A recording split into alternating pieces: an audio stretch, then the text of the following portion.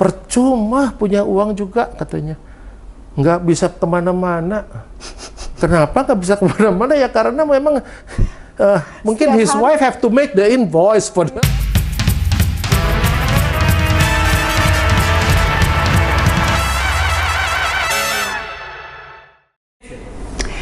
Selamat datang di podcast Boss Business Owner Success Stories, tentunya tempat di mana kita berbagi inspirasi dan juga pengalaman bisnis yang dijalani oleh para pelaku industri terbaik. Dan untuk itu saya hari ini Melda Francisca menjadi host Anda. Seperti biasa kita akan bahas dengan seorang sosok yang sebenarnya sangat luar biasa. Beliau sudah ada di sebelah saya. Saya tuh kenal beliau kayaknya sudah cukup lama, beberapa tahun yang lalu, tapi baru ketemu lagi sekarang dan ternyata the business is growing so well sampai akhirnya bisa bangun pabrik lagi dan begitu banyak opportunity. Nah, successful people ternyata di Kota Bogor ini bukan hanya dikenal sebagai penghasil kuliner legendaris. PT Maxindo Karya Anugrah Tbk adalah produsen makanan ringan di Indonesia yang berbasis umbi-umbian tropis. Maxi pertama kali hadir di Indonesia pada tahun 1977. Dimulai dari usaha home industry, ini berfokus pada produksi kerupuk singkong mentah dengan resep tentunya bahan rahasia. Dengan perkembangan teknologi yang inovatif yang didukung oleh permintaan pasar yang kuat pada tahun 2006, PT Maxindo Karya Anugrah Tbk mampu menciptakan inovasi baru berupa produk makanan ringan siap saji. Nah, di sebelah saya sudah ada seorang sosok yaitu Pak Sarkoro Handayani selaku Presiden Director dan juga Owner daripada PT Maxindo Karya Anugrah Tbk. Selamat pagi Bapak. Melda. Thank you so much sudah hadir bersama kami gitu dan luar biasa sekali kalau kita ngeliat dari tadi PT Maxindo sebenarnya produksi makanannya itu seperti apa sih? Nah, ini dia adalah sweet potato chips. Oh, ini orange chips. Sweet potato orange. Jadi apa yang kuning itu ya? Yang kuning ya. Karena kalau kita bicara mengenai kerupuk singkong, itu kan kayaknya makanan sehari-hari orang Indonesia ya. Iya. Semua pasti suka banget namanya kita ngeganyem bahasanya gitu ya. Si kerupuk singkong. Tapi yang kerennya, ini tuh nggak dijual di Indonesia. Dijualnya nanti kita bisa tahu ceritanya, ini ternyata 100% diekspor ke luar negeri, jadi nggak bisa ditemukan di pasar Indonesia. Oke Pak Sarkoro, mungkin boleh cerita asal usul bisa berdirinya dari PT Maxindo ini. Oke, terima kasih. Tahun 1977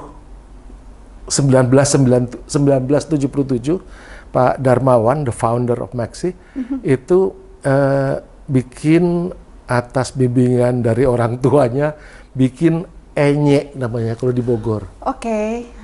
Dia bikin kerupuk enye singkong diparut, dikasih bumbu, lalu dikasih di nampan, di penyet-penyet gitu, terus dijemur. Dijemur sinar matahari, nanti kalau udah setengah kering, terus diguntingin. Jadi udah di kotak-kotak, baru dijemur lagi sampai kering, terus dijual, dipak-pakin. Sesederhana itu. Jadi dititipin di toko-toko di Surken, di Surya Kencana. Jadi Pak Darman juga orang Bogor ya Pak? Orang Bogor. Jadi lalu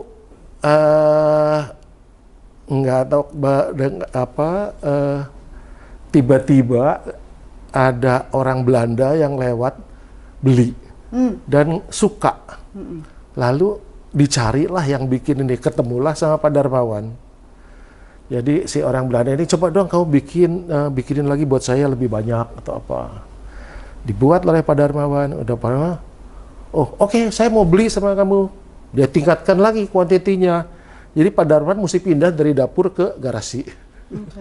Dari garasi kuantitinya nambah lagi, jadi pindah lagi ke gudang. Ini ada faktor luck juga ya Pak ya? Yes. Ada si orang Belanda itu yang kebetulan. Betul, mulainya dari sana. Mulainya dari sana. Itu lalu permintaan makin lama makin banyak, sehingga dia tahun 2006 baru masuk ke kawasan industri, bikin pabrik di kawasan industri Olimpik. Oke. Pak Darmawan yang barangkali yang biasa bekerja sendiri dari rumah, dari dapur, dari garasi sampai ke gudang, sampai apa. Jadi mungkin lupa bahwa ketika udah jadi pabrik, udah nggak bisa lagi semua dikerjakan sendiri. Jadi beliau kadang suka ngoceh sama saya, percuma punya uang juga katanya, nggak bisa kemana-mana.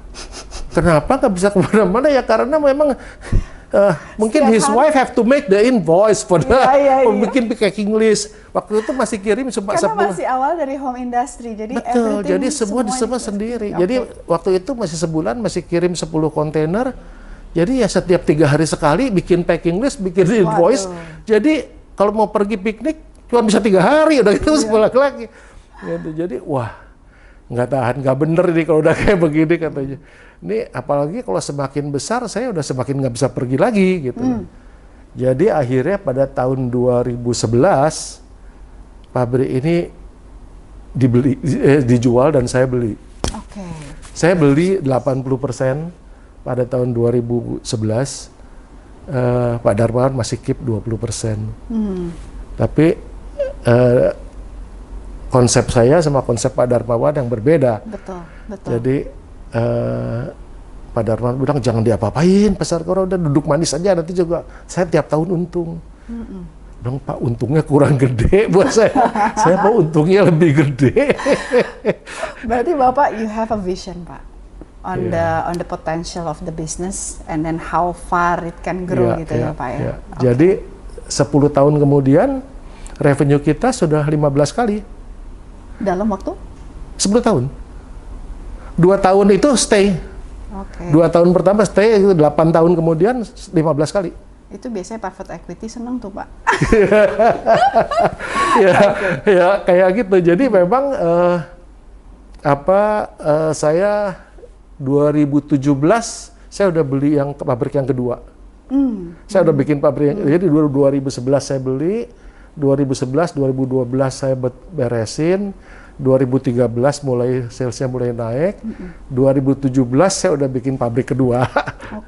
Di sini juga karena waktu itu masih punya 1 tim. Nggak cukup kalau saya bikin jauh-jauh nanti saya ngaturnya susah. Jadi cuman antara yang B11 sama H5 kan cuman 500 meter. Jadi udah saya bikin pabrik kedua. Sebenarnya pabrik ketiga 2020 saya udah beli lagi yang di Kendal itu. Which is 8 times bigger than yang di sini. Unfortunately ada COVID, jadi semuanya tertunda. Akhirnya saya baru kerjakan tahun ini yang di Kendal masih belum selesai. Berapa hektar Pak kalau 8 kali lebih besar yang di Kendal? Di sini kan cuma 4.500, sedang sana 35.000. 35.000. Iya, 3,5 hektar. 3,5 hektar. Itu kenapa Pak? Bisa dari yang tadinya di sini 1 hektaran, ya kan? Terus sampai 3 kali pabriknya. Itu pasti kenapa dong? Pasti ada demand yang. Iya, karena memang we found out bahwa kalau mau masuk Amerika, kita sudah masuk Amerika, cuman masih masuk ke yang jaringan yang kecil-kecil. Jadi saya cerita waktu itu tahun 2019 saya ikut satu pertemuan buyer dan seller di Vegas. Itu kita daftar sebagai seller, lalu oleh organisernya dikirimin ke supermarket, apa toko-toko itu yang memang ini. Dan ternyata yang mau ada 33 perusahaan yang mau ketemu kita, and all big guys. You name it, mau Walmart, mau Whole Food, mau Costco, mau all big guys. Jadi di situ saya baru tahu bahwa they are really big. Jadi kapasitasnya makanya harus diperbesar. Betul. Tapi jadi hanya dipasarkan di pasar Amerika saja atau sebenarnya how is the chips distributed di ekspor Pak, dunia ekspor ini? Sekarang ini saya sudah ke 34 negara. Walaupun 80%-nya ke 3 negara. Amerika, Australia, dan Belanda, itu 3 negara itu 80%. Sisanya ke negara-negara yang lain. Kemarin saya baru nambah lagi, saya pergi ke Middle East, saya masuk ke Dubai, Saudi, Jordan, Palestina, Israel. Oke. Interesting market, Pak. Interesting, nggak besar. Marketnya di sana nggak besar, cuma ya seru aja, lucu-lucuannya. Ini namanya lucu-lucuan yang cuan gitu ya. Tapi tadi kembali lagi tadi kayak tuh US market base yang mereka besar sekali. Dalam 1 bulan, kira-kira berapa kontainer Bapak harus provide untuk mereka itu? Jadi waktu itu saya sempat ketemu sama Dollar Tree, salah satu supermarket chain di sana. Sangat serius, udah serius banget, tapi terus tiba-tiba jadi berhenti gara-gara COVID. Itu dia bilang dia perlu kira-kira minimum 20 kontainer sebulan. Nggak kelewatan aneh, karena sekarang ini aja saya kirim ke Australia juga more than 25 kontainer semen. Oke. Gitu. Jadi tapi itu minimumnya 20. Dan Bapak pakai nama brand Bapak sendiri ya? Mereka nggak rubah minta branding lain atau atas? Enggak. Oke. Dari semua yang saya jual itu yang pakai brand saya cuma 10% barangkali. Oh, rata-rata mereka nggak terlalu ini dengan brandnya siapa gitu ya? Bukan, jadi lebih pakai brandnya mereka. Oh, oke. Brandnya saya sendiri cuma 10%. Kenapa? Karena setiap kali kita invest di branding, kan kita mesti ada promotion. Saya nggak punya kekuatan untuk bisa bikin promotion ke seluruh dunia. Nggak sanggup. Jadi belum sanggup, Pak. Belum sanggup. Jadi beberapa juga karena memang saya langsung, for instance ke Australia. Australia saya jual dengan merek VG Chips. VG Chips itu satu perusahaan snack lumayan besar di Australia, tapi produk dia kan nggak punya yang kayak beginian. Di Australia nggak ada ubi, singkong, apa kan nggak ada. Jadi dia tertarik sama produk kita, jadi saya buatkan untuk dia. Saya produksi di sini, packaging di sini dengan brandnya mereka, lalu baru saya kirim ke Australia. Itu 2021 kita sempat dapat best selling chips di Woolworth. Wah, ini rasanya pengen tepuk tangan dulu. Tapi Pak, terus kan kalau kita bicara ini kan tadi yang sudah mencapai target sukses kayaknya enak ya untuk diobrolin gitu kan. Wah, udah sampai tadi ke berapa negara, Pak? 34. 34 negara, 80% market Amerika, terus ada Jepang, terus Jepang sudah Belanda, ya Pak ya, cukup besar juga. Itu kan enaknya Pak, udah mencapai kesuksesan. Tapi kan namanya orang kalau udah sukses itu kan pasti ada prosesnya tuh Pak. Betul. Sampai naik ke atas ya jadi sukses. Nah ini ceritain dong Pak, jalan suksesnya mungkin ya. Pernah nggak sih ngalamin, ini bisnis ini lagi down banget gitu? Atau memang sebenarnya dari awal Bapak udah cun banget, jago banget dari awal, dari 2011 udah tahu langsung gimana navigasinya gitu loh? Saya sudah plan waktu 2011 waktu saya took over pabrik ini, saya udah bisa cium. Wah, ini kok bau duit ya? Wah gitu. Jadi sesederhana, karena menurut saya melakukan bisnis sesuatu yang yang pertama saya lihat adalah market. Marketnya ada nggak? Gitu. Kalau marketnya ada, perkara bikin bisa apa enggak nanti urusan belakangan. Betul. Ya kan seperti tadi kita omongin, masuk dulu aja. Kalau ada demand, masuk ambil, grab the opportunity. Nanti technically belakangan. Jadi saya nggak pernah punya pabrik makanan. Jadi background Bapak apa? Saya sekolahnya mechanical engineer, S2 saya marketing. Dari engineer terus ke marketing, itu juga lucu sih. Oke, terus Pak? Enggak, itu kombinasi yang paling pas. Kalau you perhatikan, I know, teknis and marketing. Yes. Iya, tapi not a lot of people do that, Pak. Iya. Very smart. Nah, itu saya pertama lihat, ini opportunity-nya gila. Saya bilang gede banget opportunity-nya. Jadi ya udah urusan ini udah ambil aja dulu, nanti baru kita pikirin. Saya nggak pernah punya pabrik snack makanan sebelumnya. Saya kerja mulai dari jadi salesman awalnya, salesman pabrik kabel. Saya jualan kabel.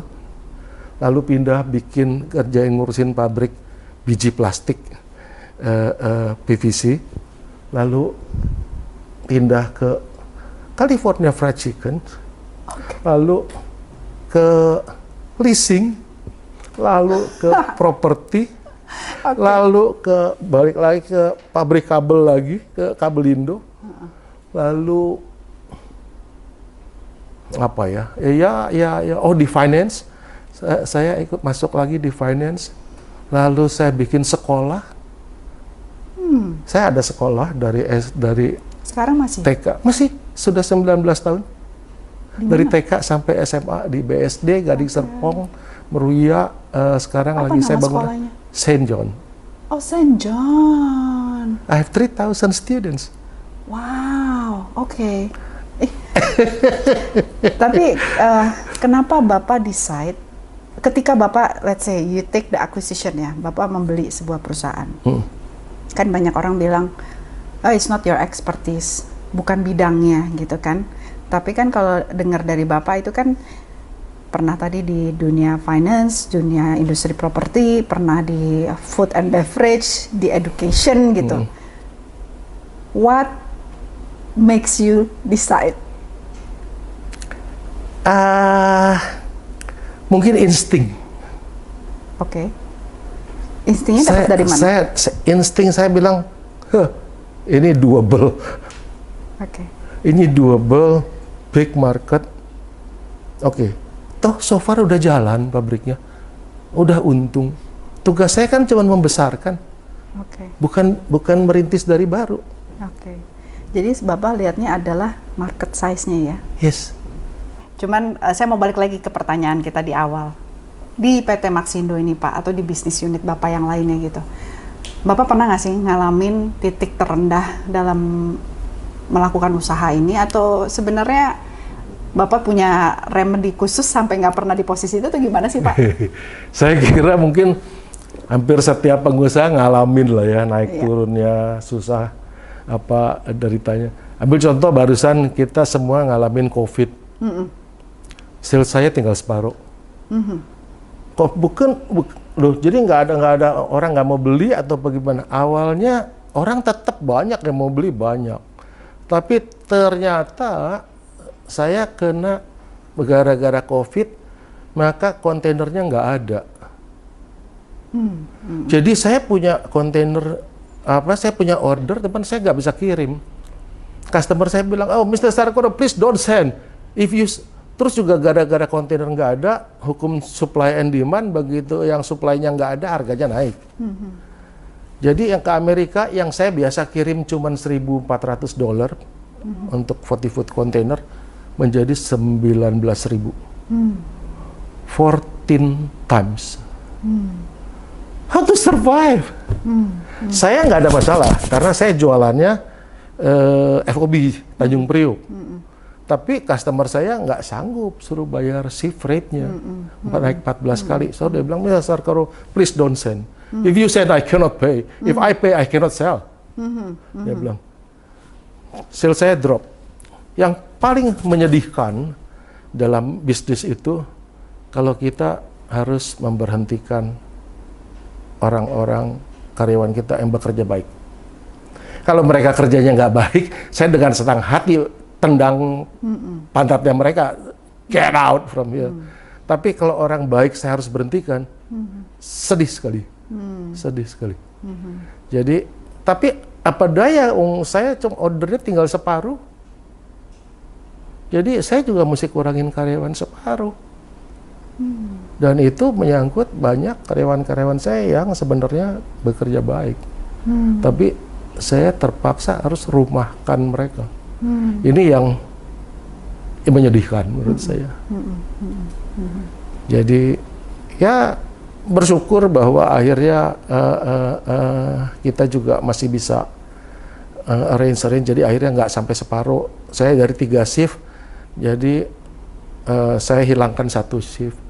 Masih saya punya 2 shift, tapi ya nggak boleh ketemu karena takut nularin dari satu nularin yang lain. Waduh, itu juga kita bekerja dengan penggorengan yang nyala apinya mesti terus-terusan, mesti dipanasin dulu sebelum dipakai. Tapi ketika mesti berhenti, kan apinya dimatiin, dingin lagi. Ntar mau mulai ini dipanasin lagi. So I lost a lot of energy untuk waktu COVID itu babak belur. Tapi ketika Bapak menghadapi masalah gitu ya, pasti kan banyak juga ya, dari mungkin nanti shipping lah, apa banyak lah ya kalau masalah di dunia bisnis gitu. Tapi what's your mentality ground Pak ketika menghadapi sebuah masalah yang mungkin bertubi-tubi atau masalah yang waduh nih masalah gede juga nih mesti gue selesain gitu loh. Ya saya masih bersyukur bahwa P&L-nya merah, bottom line merah, rugi, 2 tahun saya rugi. Tapi cash flow saya masih positif. Oke. Jadi ya masih bisa napas. Oke. Jadi menurut saya kuncinya di cash flow. Oke. Kalau sudah dalam keadaan krisis kayak begitu, kalau cash flow-nya masih positif, dan masih boleh senyum. Oke. Karena kan masih bisa jalan, masih bisa bayar gaji, masih bisa apa gitu. Tapi depresiasi apa nggak usah dihitung dulu. Biar ya kalau mau dihitung aja, tapi ya keluarlah P&L-nya merah. It's okay, why not? Jadi saya 2001, 2022 merah. Oke. It's okay. And it's okay. Tapi ya 2023 saya go public, OJK lulus, oke. Karena memang si trennya sudah membaik begini. Kita juga sekarang 2024 ini juga terus sudah mulai grafiknya udah naik lagi. Oke. Nah sekarang kita bicara tadi kan masa di mana Bapak harus menghadapi kayak COVID, terus you think ya sebenarnya tinggal yang penting adalah menjaga cash flow itu tadi kan. Tapi kalau bicara dengan bisnisnya dari Maxindo sendiri, sebenarnya kan kalau saya lihat Pak Sarkoro gitu kita ngobrol ya, satu ya Bapak lihat opportunity ini kencang banget gitu ya. Satu, kedua I think you have a vision, you know potential bisnisnya tuh bisa grow kapasitasnya sampai berapa kali lipat gitu. Tapi nah sekarang yang saya mau tanya 5 tahun ke depan Pak, Maxindo ini atau bisnis Bapak, what are you aiming for Pak? Mestinya 5 tahun ke depan saya udah jualan, udah masuk big guys di Amerika. Sales saya mungkin juga sudah ya double atau triple dari sekarang. Itu quadruple bahkan. Banyak, gede banget, potensinya gede banget. Saya bisa lihat gede. Karena market Bapak bukannya Indonesia dengan 200 juta sekian manusia, tetapi the world, citizen of the world gitu ya. Iya. Dan semakin kita sering ikut pameran, misalnya exhibition dan kita tahu trennya kemana, itu yang udah saya siapkan. Misalnya kayak saya bikin ini, awalnya saya cuma bikin snack yang sehat, healthy snack.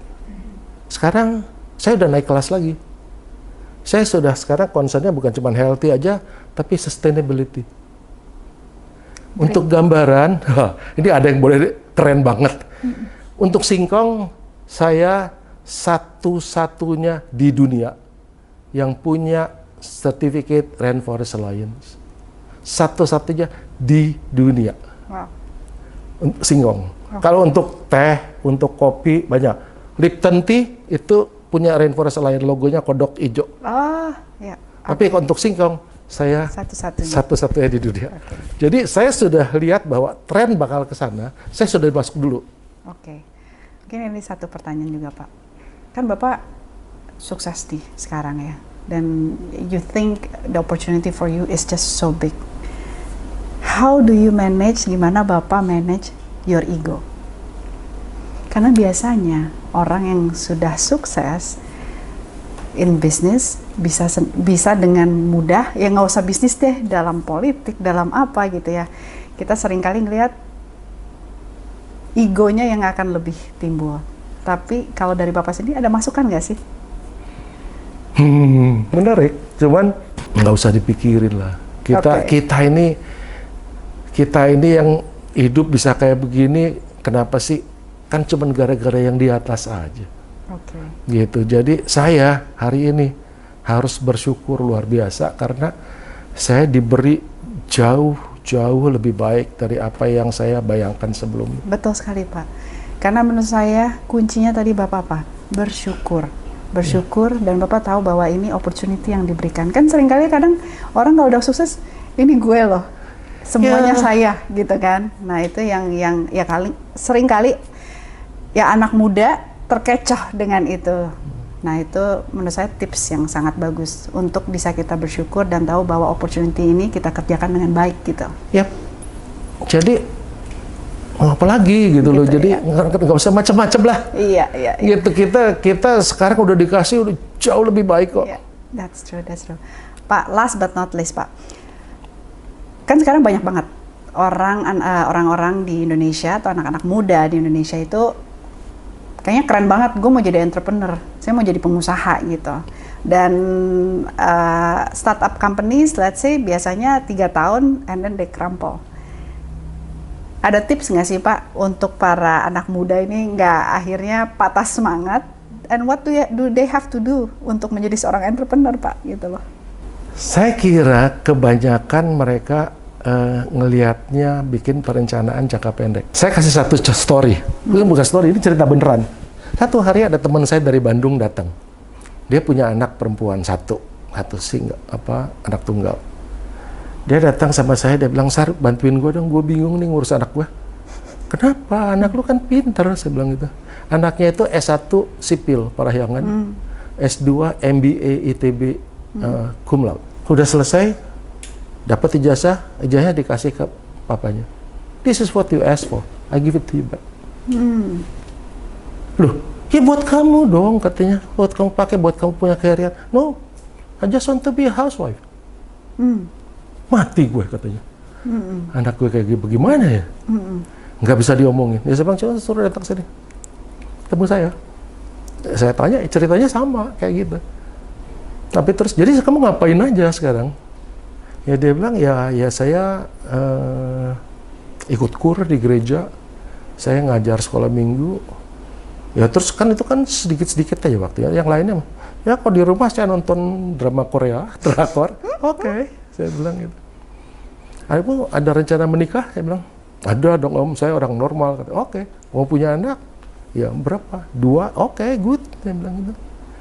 Kalau saya bilang satu hari kamu punya pilihan, anak kamu mau masuk Maranatha, Universitas Maranatha, atau mau Harvard, mau pilih yang mana? Itu bukan pilihan Om namanya katanya. Ya pasti saya pilih Harvard katanya. Oke, good, saya bilang. Sekarang saya tanya sama kamu, saya bilang, kalau suami kamu nggak lulus SD, apakah kira-kira anak kamu bisa masuk Harvard? Kayaknya mungkin enggak ya katanya gitu. Oke, good. Kalau begitu, tapi karena kamu bukan lulusan Harvard, maka sebetulnya anak kamu tuh sulit masuk Harvard.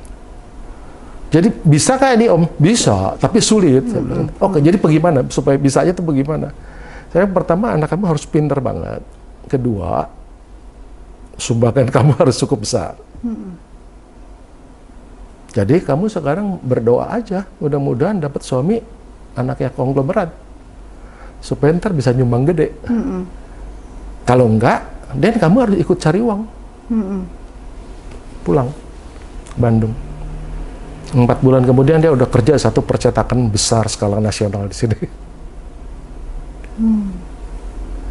Apa artinya dari cerita ini? Balik lagi tadi saya ngomongin kan pandangan jangka pendek, jangka panjang.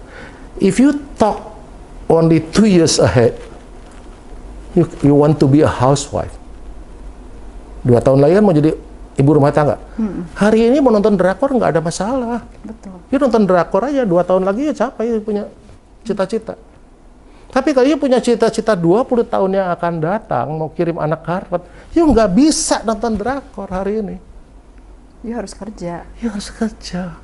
You harus cari suami yang pinter. Banyak, a lot of things to do untuk mencapai itu. Kesana. Oke. So jadi banyakkan orang mau berusaha mau apa, mikirnya kelewat deket.